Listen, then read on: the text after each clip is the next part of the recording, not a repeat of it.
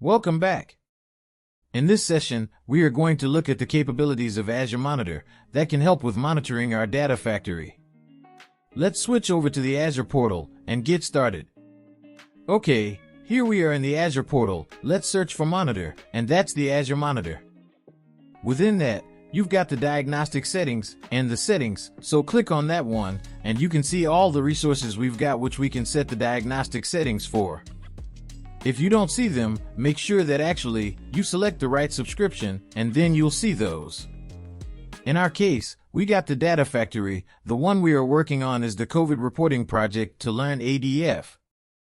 So, let's click on that one.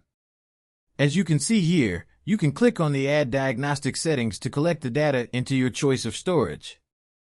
So, let's click on the Add Diagnostic Settings, and you need to specify a diagnostic setting name, so I'm going to call this Azure Data Factory Metrics. Here, you've got the choice to collect the logs you want, as well as the metrics, so let's get all the metrics and let's get the activity pipeline and the trigger and logs. We don't have any SSAS packages, so we don't worry about that. And this is the important thing, so you can route these to any of these three kind of storages, so you can send them to a log analytics workspace, or you can send them to a storage account, or to an event hub. So if you click on that one, it'll ask you for a log analytics workspace, and if you click on this one, it's going to ask you for the subscription to which you want to add the data. And if you wanted to send it to Event Hub, you can click on that one, and you can choose all three as well. Let's start with the storage account. We already have a storage account for our project, so which is the COVID reporting SA, so let's select that one, and we just need to save it. So let's save. So what happens from now is all the log information for these, as well as the metrics for our data factory, will also be sent to the storage account. And we can set a policy on the storage account to delete the data after a certain time, otherwise it'll be kept forever.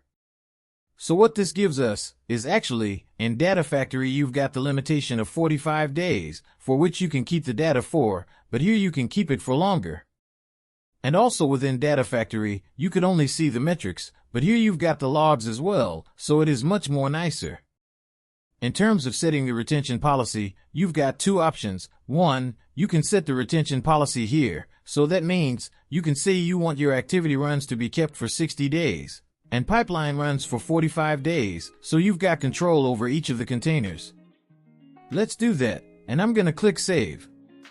And before we head over to the storage account, to see the logs being written, we need to at least run a pipeline or a trigger, so that we got some data being written.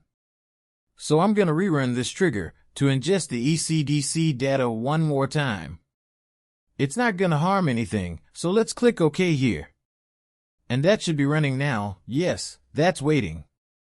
Okay, the trigger has now finished completion, so we can switch over to the storage account and have a look at the data. But sometimes it does take about a couple of minutes before the data gets returned to the storage account. So, let's switch over to the Storage Explorer and have a look at our containers.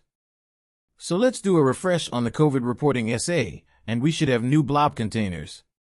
So, we've got the 3 blob containers for the logs, and 1 for all the metrics.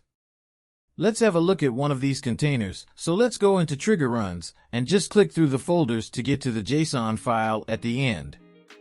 And that's the JSON, so let's open that one. And we should be able to see some statuses of the trigger all the way through, so you got all the information here. So, you can use this in one of your applications, so it kind of tells you when it started running, waiting, succeeded, and all of that kind of stuff. You can report from this data, and this data could be kept for more than 45 days. So, that is everything about the diagnostic settings being written to storage account. In the next session, we'll have a look at writing the diagnostic settings to log analytics, and also try and create some queries to report on those. I'll see you then.